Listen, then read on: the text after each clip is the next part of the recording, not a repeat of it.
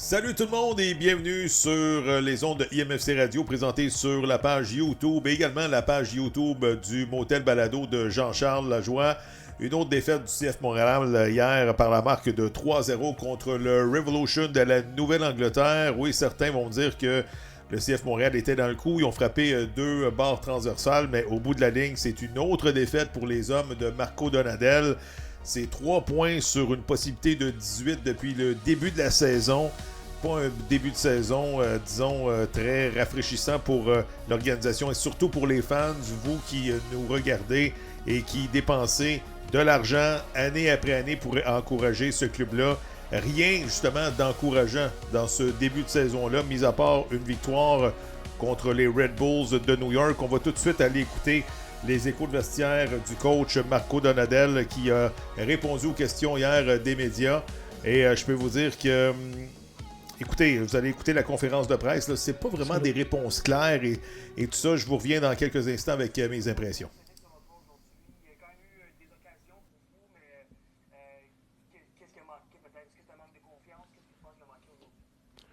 Non, en cas de confiance, je ne pense pas.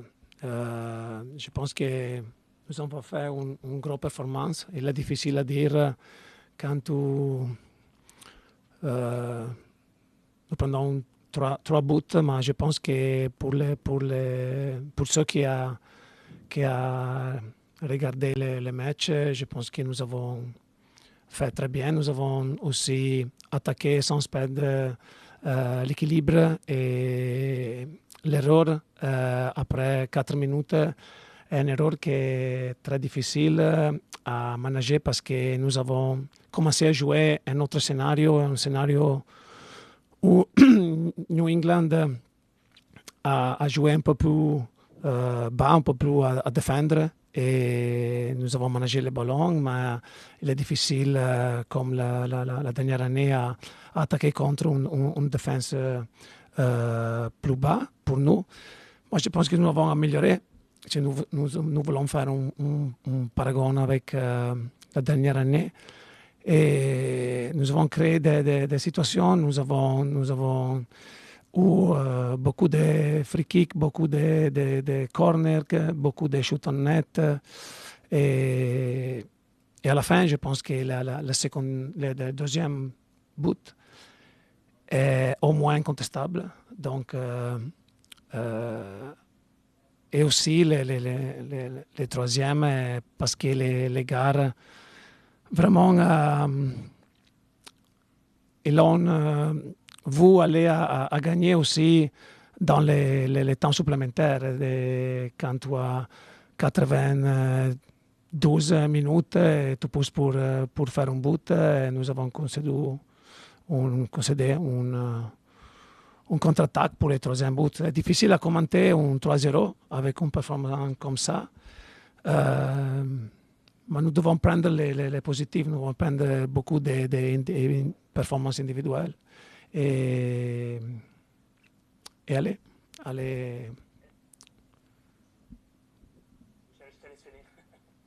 Non, c'est bon.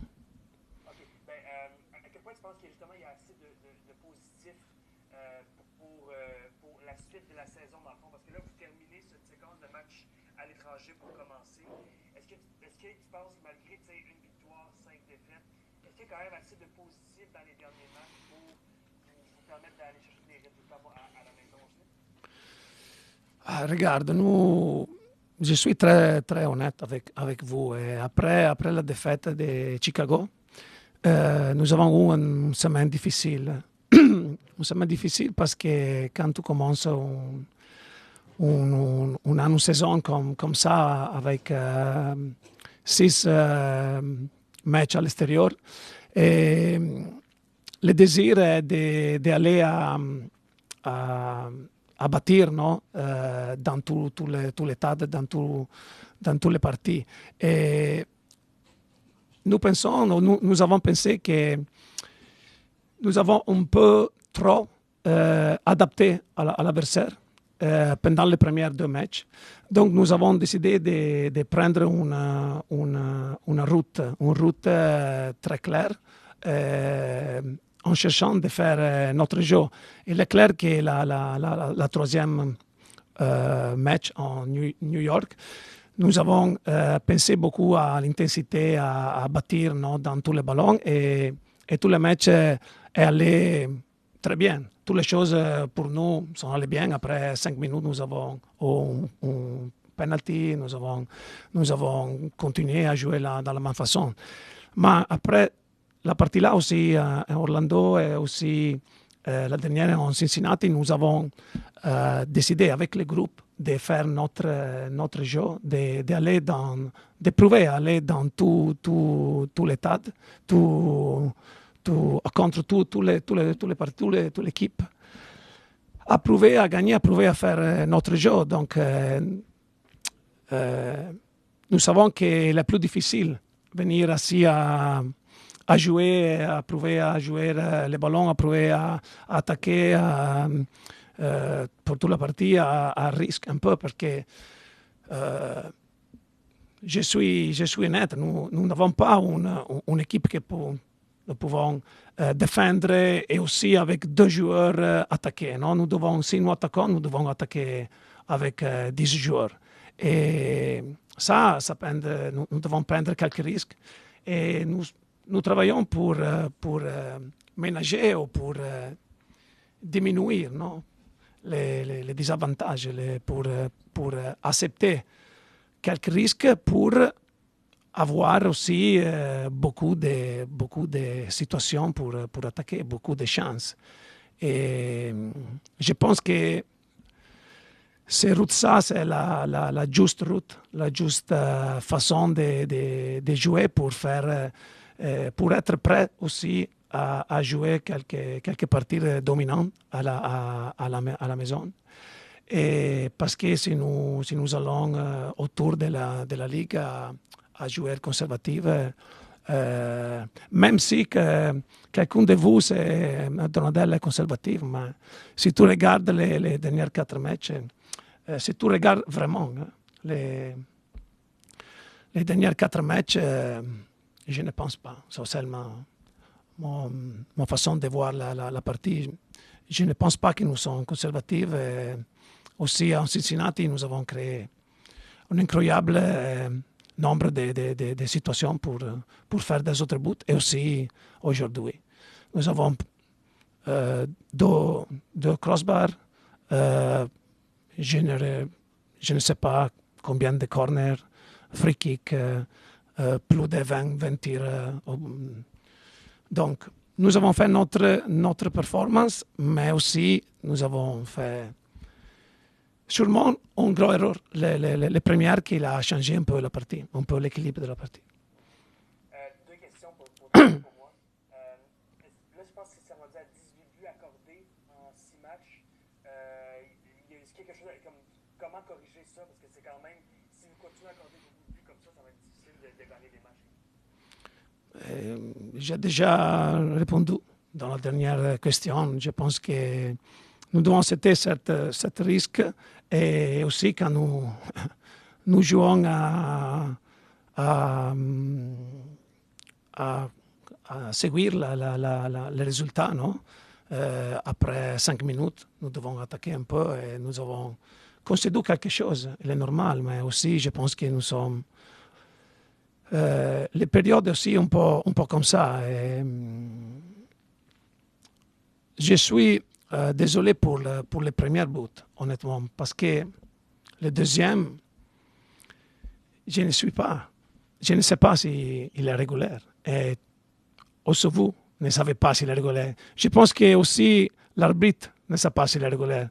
Parce que dans cette ligue, sans la offside technology, personne ne sait si le but est régulier. Nous pouvons rester là à discuter s'il est régulier ou pas. Donc, je pense que le troisième but, comme j'ai déjà dit, est le désir d'aller à gagner un match 2-0 dans les dernières minutes. C'est quelque chose d'émotionnel, c'est une erreur émotionnelle. Non?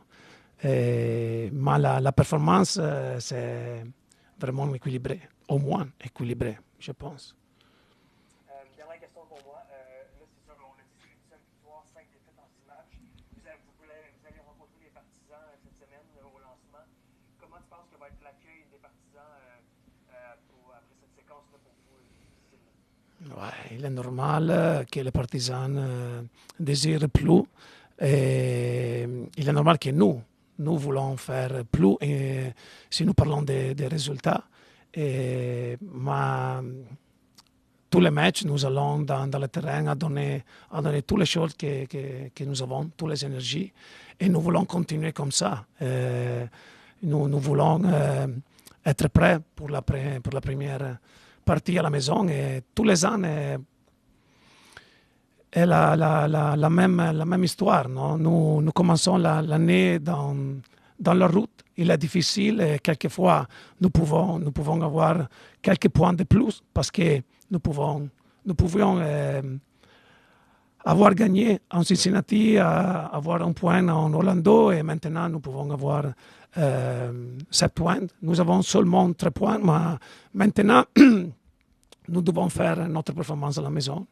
Et j'espère que tous les supporters peuvent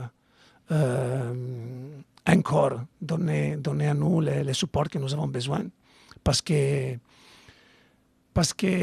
nous avons besoin de leur et nous sommes une chose tous ensemble, non? comme notre mot. Et au moins les prochaines 3 parties, nous avons vraiment besoin de notre staff Saputo, non? Et parce que je pense que la performance est là et nous avons seulement besoin d'un peu de magie que toutes les fois dans notre stade, elle peut venir. Merci à vous.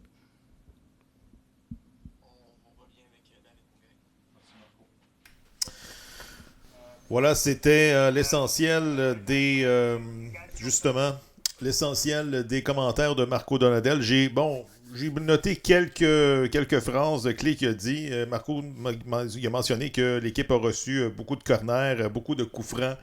A été, je pense, un petit peu déçu de voir que son club n'a pas été capable de capitaliser sur ces chances-là. Parce que oui, tu sais, lorsqu'on regarde ça froidement, disons, les 85 premières minutes de jeu, CF Montréal a été compétitif, ils ont raté des chances de marquer. Tu sais, on peut analyser ça que, bon, le monsieur, madame, tout le monde qui regarde ça dans le journal ce matin, 3-0, il se dit, ah, écoute, une autre défaite, une autre claque suailleule avec un Y majuscule. Mais c'est vrai que le CF Montréal n'a pas su capitaliser sur des chances. Le tir de Bougaille sur la barre transversale, Sinchuk qui rate une chance en or de la tête. Également, Ivan Aimé, un tir important, l'arrêt de Matt Turner. Et j'en pense également à Aimé qui touche le poteau. Oui, on peut analyser ça froidement, sauf qu'on est dans une ligue de résultats.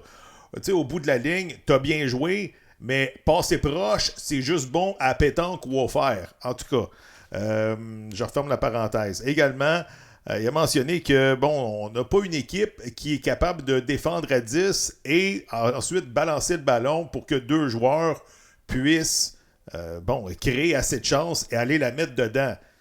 Synonyme de on n'a pas assez de talent en avant pour stationner l'autobus, comme j'ai dit, et donner le ballon à un Lionel Messi qui va tricoter à travers toute la défensive, puis il va nous donner les devants. Tu sais, ça fait plusieurs fois que Marco Donadel mentionne depuis le début de la saison que on est moins fort que l'adversaire, on n'a pas les outils de l'équipe en face. Mais c'est ça le contrat, Marco. C'est ça que tu as signé. Tu sais que le club ne dépense pas beaucoup d'argent, est proche de ses sous, puis tu n'auras jamais 3, 4, 5 joueurs déguisés dans ton équipe comme l'Inter Miami ou le LAFC. Là. C'est impossible. Donc, c'est ça le contrat. Tu le prends ou tu le prends pas. Je suis un petit peu tanné de l'entendre semaine après semaine qu'on est moins fort, puis faut composer avec ça. C'est ça le deal. C'est un joueur désigné, puis il n'est pas encore signé et confirmé pour les prochaines années. C'est ça le deal du petit marché du CF Montréal. Même chose, nous avons eu beaucoup de chance, on n'a pas su capitaliser. Tu sais, il mentionne ça souvent. Mais ça, à un moment donné, de la qualité, ça se paye. J'ai rien comme contre Wiki Carmona, qui était fantomatique aujourd'hui ou hier. C'est pour ça, peut-être que les Red Bulls ont démissionné sur lui. Il y a des beaux flashs offensifs, mais c'est pas un joueur que tu peux dire qui est établi comme numéro 10 dans cette ligue-là. Même chose pour Hennady Sinchuk. On a essayé de le reposer en première demi, donc on n'y a pas fait confiance. On y est allé avec Thorwaldson. Et sûrement que l'état-major et les coachs se sont dit on va amener Sinchuk tout de suite en deuxième demi contre une défensive fatiguée, contre des milieux de terrain fatigués. Et il va avoir plus de succès. J'ai pas vu ça d'Hennady Sinchuk encore une fois. Ce jeune-là me laisse sur mon appétit. On a fait son acquisition à gros frais de transfert. J'ai hâte que ça débloque dans son cas. On va tout de suite aller écouter les propos de David Bougaille qui, selon moi, a été un des bons joueurs du CF Montréal contre New England. On écoute tout de suite. Right now it's difficult to say because we felt we did a good game. I think like the game was very balanced. We controlled the game, but get so unlucky in certain situations where they hurt us. So we have to change that. I think it's about details, and we just have to work on like small details, and that's the key, I think. Do you think it's a bit alarming that you have conceded now, I think, 18 goals in 6 games? What do you think needs to be corrected there? Obviously, the numbers are not great, but we just have to keep working in trainings, and watch the game back and see what we could do better. So now this is the end of the road trip for you. 1 win in 6 games. What do you think? Like, how would you characterize this road trip, and how eager are you to finally play again at home next weekend? Obviously, we had a different goal, but it is how it is now. It was 1 win. Now we start playing home next week, so we're really looking forward to that, playing at home in front of our fans. So I think we really feel very comfortable playing at home too. So yeah, we just have to prepare for that game and try to get the 3 points next week. You know, you're going to meet the fans during the midweek there at Montreal. What do you think would be how will they greet you, and what do you need maybe from the fans for you going forward? I mean, I don't know how they're going to greet us. I think I really hope they're still there for us like they've always been. So yeah, we just have to help each other. They also have to help us in the next home game. So yeah, we want to give something back. Thank you, David. Thank you. Tu sais, c'est son premier départ en 6 matchs pour David Bougaille, le joueur polonais. Je me pose comme question, qu'est-ce que ce gars-là faisait sur le banc? Tu sais, si vous avez vu la rencontre, il est allé un tir sur la barre transversale. Même en fin de rencontre, il est allé d'un tir là, puissant de 20-25 mètres qui a failli rentrer. Tu sais, il n'y a pas de hiérarchie établie avec le CF Montréal. On dirait que le camp d'entraînement 2026 se poursuit. Et on est rendu au 6e match de l'année. Tu sais, moi, l'année passée, Bougaille, je l'aimais. Un bon joueur pour centrer. C'est un des meilleurs joueurs, je pense, pour centrer du CF Montréal. Toujours des centres dangereux au premier ou deuxième poteau, capable de repérer la tête de Prince. Et là, c'est son premier départ en 6 matchs. Selon moi, là, mon évaluation de coach à Saint-Saëns, il est en avant de Bodé Hidalgo, puis il est en avant de Gouboglo, là. J'ai pas vu grand-chose depuis le début de la saison. Bougaille, pour moi, hier, il a répondu à l'appel. Au moins, il y a ça de positif.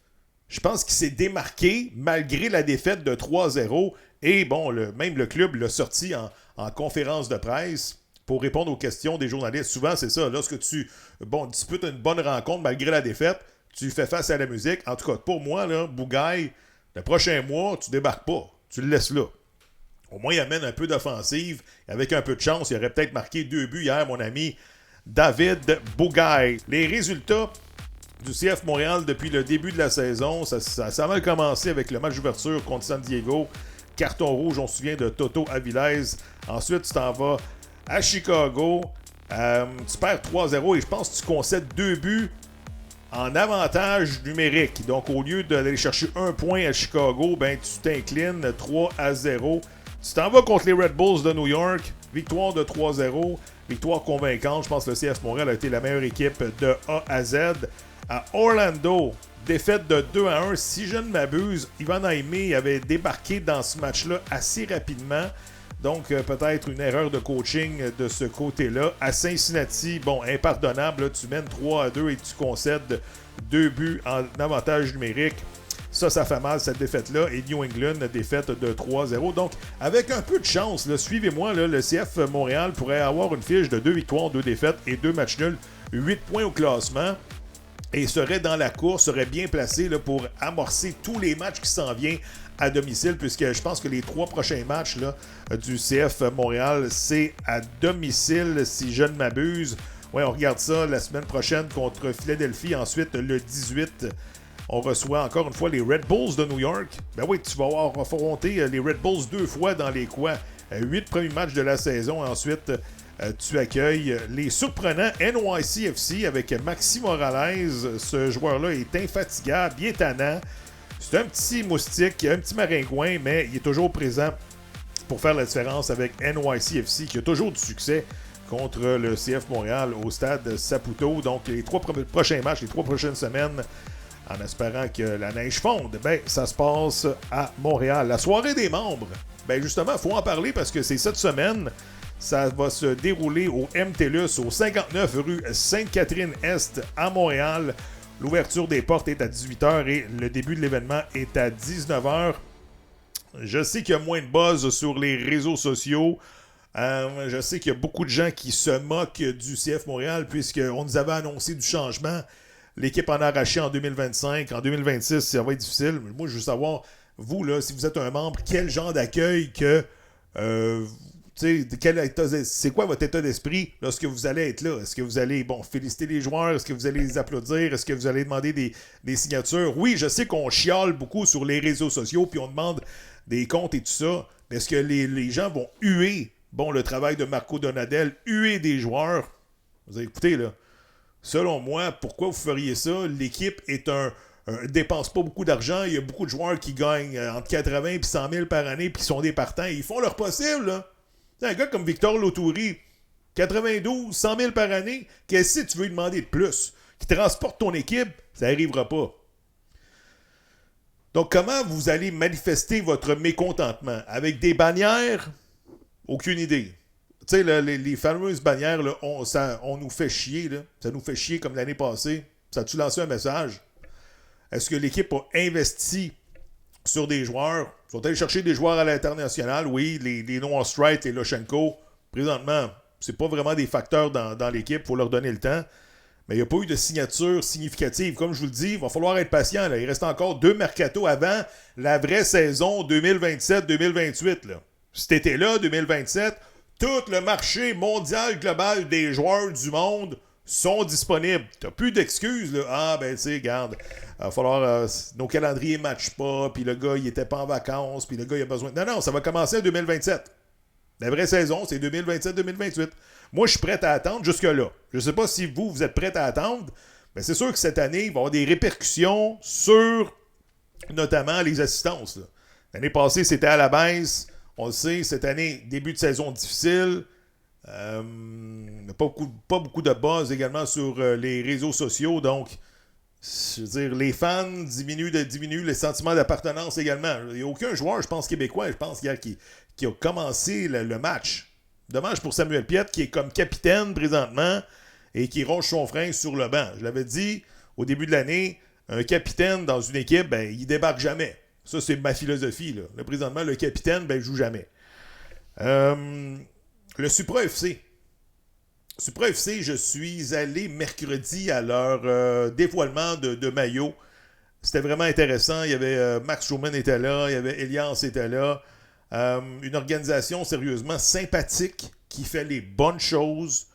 À chaque fois que je leur écris, on me donne des informations à la seconde près. Bravo à Philippe qui travaille aux communications. A1 jusqu'à maintenant, vous avez un sans faute. Les gars sont sympathiques. J'ai eu la chance de rencontrer Nick DeSantis. J'ai même dit, Nick, tu t'en souviens-tu, en 97, j'étais au complexe des Jardins. Je travaillais pour CIBL comme bénévole. Regarde, 30 ans plus tard, que je suis encore bénévole. Mais tu sais, j'avais dit, je t'avais posé des questions. C'était le dévoilement des joueurs au complexe des Jardins. Il s'en souvenait. Ça fait 30 ans de ça. En 97, on est en 2026, puis là, il est rendu dirigeant, puis moi, je pose toujours des questions. Non, mais c'était malade comment que le temps passe vite. Organisation super sympathique. Rocco Placentino, sympathique à l'os, toujours disponible pour répondre aux questions. Bon, l'organisation nous a fait visiter son quartier général au stade de Boréal là, et au complexe Bois de Boulogne. ils sont en train de bâtir, de construire un avion en plein vol. C'est fou, là. Ils ont tous fait ça dans l'espace de 4 mois, puis c'est presque fait. Puis même David Choinière, qui a été présenté à la presse justement comme capitaine, il a mentionné, on n'a rien à envier à l'organisation du Forge Hamilton. Présentement, ce qu'on fait est supérieur à l'organisation du Forge Hamilton. Vous les connaissez de toute façon, les joueurs là, du FC Supra.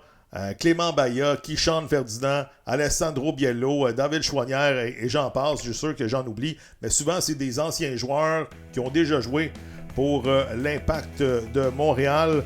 Et la bonne nouvelle là-dedans, c'est que, écoutez, là, j'ai été quand même renversé cette semaine lorsque j'ai su que TVA Sport a fait un deal de télévision avec le Supra. Oui, les 28 matchs du Supra vont être présentés à la télévision. 18 sur le câble avec TVA Sport et 10, je crois, sur le web avec RDS. Ce qui fait en sorte que, côté visibilité, ça va être parfait, là. Tous les matchs vont être accessibles pour monsieur, madame, tout le monde. Et ça, c'est majeur.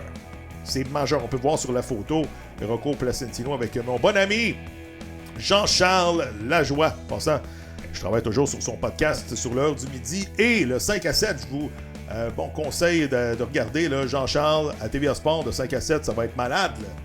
C'est-à-dire avec les 50 buts de Cole Caulfield qui s'en vient. Et ensuite, je pense que ça va être un été puis un printemps assez chaud à Montréal pour le Canadien. Je ferme la parenthèse. Mais je pense que c'est major, c'est gros de présenter tous les matchs du Supra.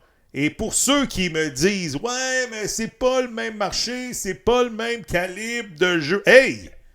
Même calibre de jeu! Même calibre de jeu! Le CF Montréal s'est incliné 2 fois les 2 dernières années contre le Forge d'Hamilton. 2 éditions de suite contre un club de la CPL.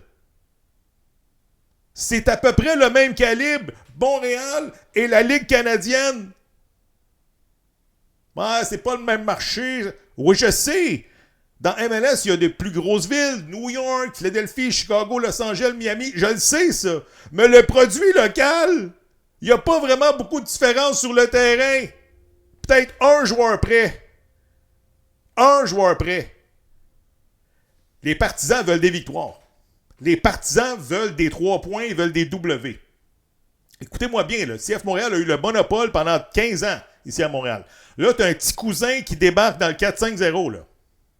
Je vous le dis, s'ils sont compétitifs, c'est ça le danger du CF Montréal. Les gens vont parler de plus en plus du FC Supra avec des gars d'ici qui se défoncent, qui gagnent pas beaucoup d'argent, qui sont sympathiques. Puis tous les matchs sont à la TV. T'additionnes tout ça, là, ça met beaucoup plus de pression sur l'organisation du CF Montréal. Là. Ça peut juste être bon. Ça peut juste être bon. Même que je me dis. Parce que perdre des parts de marché dans ton propre marché, je vous le dis, ça va faire réagir. C'est tout. C'est tout ce que j'avais à dire aujourd'hui. Sérieusement, là, je voulais juste vous mentionner Joyeuse Pâques. Je ne serai pas présent au MTLUS mercredi puisque je travaille de nuit, donc je ne peux pas y aller. Les activités de soir, là, oubliez-moi. Mais je vais essayer de vous produire un podcast un peu plus tard cette semaine, peut-être avec Max, peut-être avec Patrice, afin de savoir, bon, c'est quoi vos états d'âme et le match d'ouverture qui s'en vient à Philadelphie. Moi, je veux savoir si vous allez être là, samedi prochain. Ça commence, là. Je regarde dehors, là, j'ai encore mon manteau d'hiver, là. Tu sais, cette semaine, je me suis dit, 1er avril, c'est fini, je mets mon manteau de printemps. J'ai décidé que l'hiver était fini. C'est qui le cave? C'est moi parce que j'ai pogné un petit rhume le lendemain. Fait que je continue à mettre mon manteau d'hiver, ma tuque. Hey, sur ce, continuez à regarder justement les podcasts sur Motel Balado et sur IMFC Radio YouTube. Scannez le code QR, ça va justement là, vous amener sur la page Motel Balado pour plus de contenu sur le CF Montréal. À très bientôt. Merci d'être là. Écrivez vos commentaires si vous aimez la formule là, match sur les échos de vestiaire et tout ça. Et mes états d'âme. À bientôt tout le monde. Salut.